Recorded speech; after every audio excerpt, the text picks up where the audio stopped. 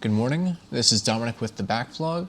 Robin is here too, and she's been a giant pain in the ass this morning, and she's probably going to start barking within the next minute because she thinks she sees a squirrel outside, and she is looking at something very intently. And now she's hacking because she drank her water too fast. Earlier this week, I finished Homer's The Odyssey. I think it's really interesting. I read the introduction before I read the thing. I never realized that there was a big discrepancy as to whether or not Homer even existed.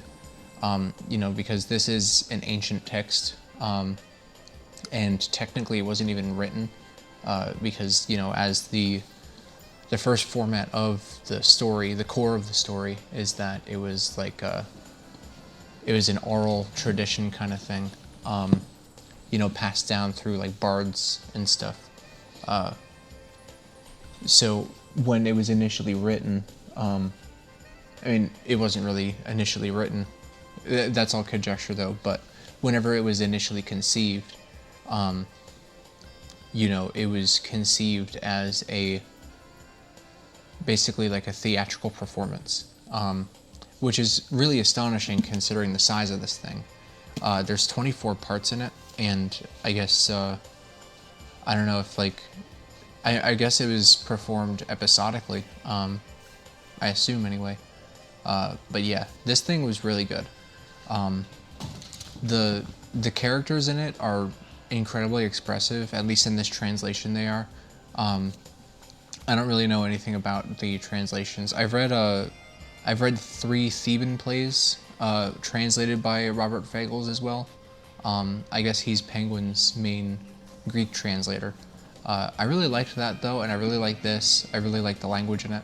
And like I was saying, like the dialogue of the characters it's so expressive. You can really feel what they're feeling. Like when they're angry, the ferocity of their language is not lost upon the reader.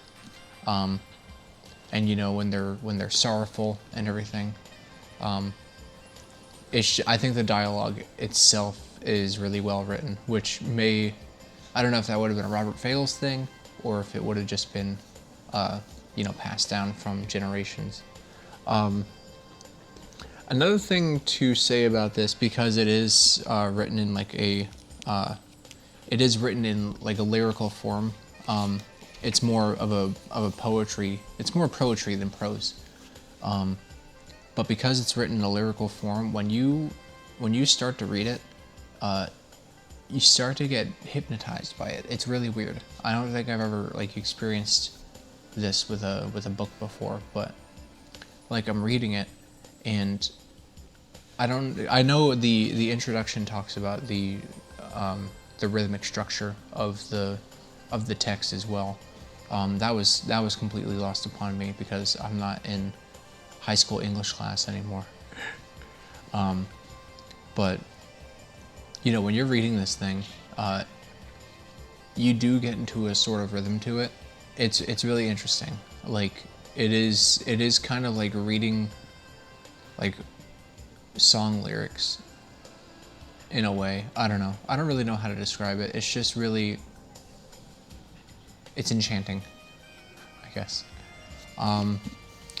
Whenever I first started this, I was kind of surprised because we follow Odysseus' son, Telemachus, for the first 4 parts of this.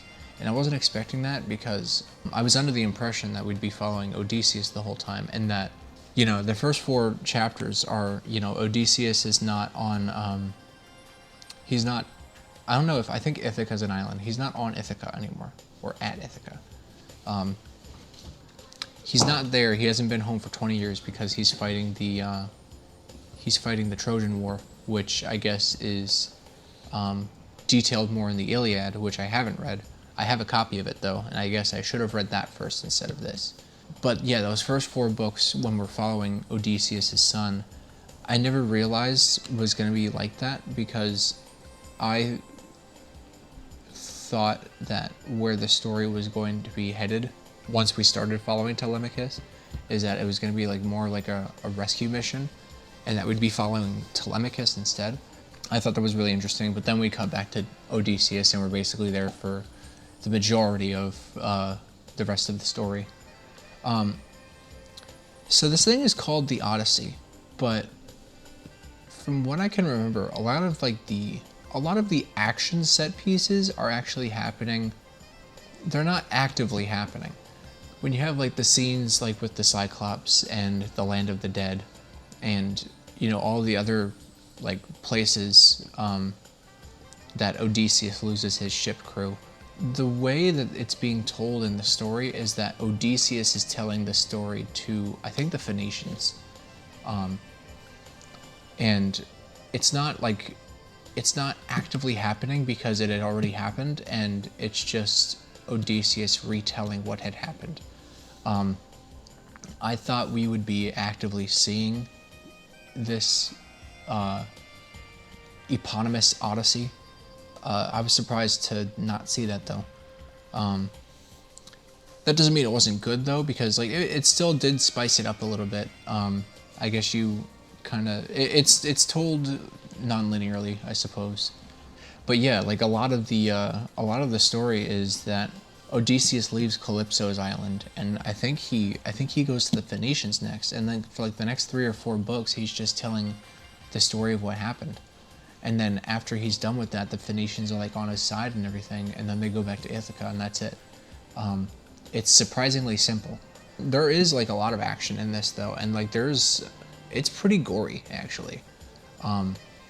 Lots of blood, lots of gore, and a lot of the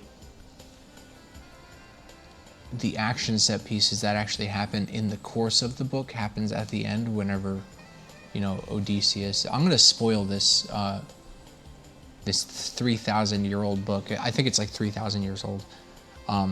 So if you haven't read this 3,000-year book, that's your fault because you had 3,000 years to do it. When Odysseus kills all the suitors trying to get with his wife at the end, that whole scene is a bloodbath. It's pretty good. I didn't realize going into this, because I don't really follow the film scene as much as I used to. I should follow it more. But I didn't realize that Christopher Nolan has an adaptation of this coming out next year. I don't know how many adaptations of this there are. I'm not the biggest Christopher Nolan fan. I don't hate him, but I acknowledge his flaws where a lot of people don't. I'll still like enjoy a movie of his every now and then, though. Perhaps I'll see the Odyssey when it comes out. I was looking at the cast list, and Matt Damon is casted as Odysseus, which I think is a really good casting. And I'm kind of like, I'm picturing it now. He's definitely got the age for it now. He's got the brawn for it. And as far as I know, he has the acting chops for it. I know Tom Holland is part of the cast as well. I assume he's Telemachus, but I don't think they confirmed which character he was playing. But assuming his superstardom and assuming the big role that Telemachus plays in the story, I assume that would be Tom Holland. And I think that's a really good casting too. I think a lot of the Marvel actors are much more than their Marvel characters, and I'm glad that people see that. And Tom Holland is no exception. I think if we're going to consider Tom Holland as Matt Damon's son in this film, I think that's a pretty decent casting. I don't know. I'm looking forward to it. It's gonna be a gory ass movie. That's gonna be something. That'll probably be the most violent Christopher Nolan movie. I haven't seen Tenet though, so I don't know. But yeah, I'm looking forward to that. Maybe I'll check that out whenever it comes out.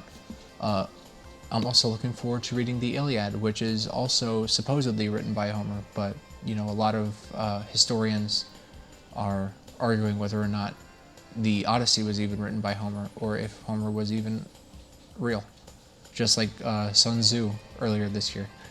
But yeah, that's the Odyssey.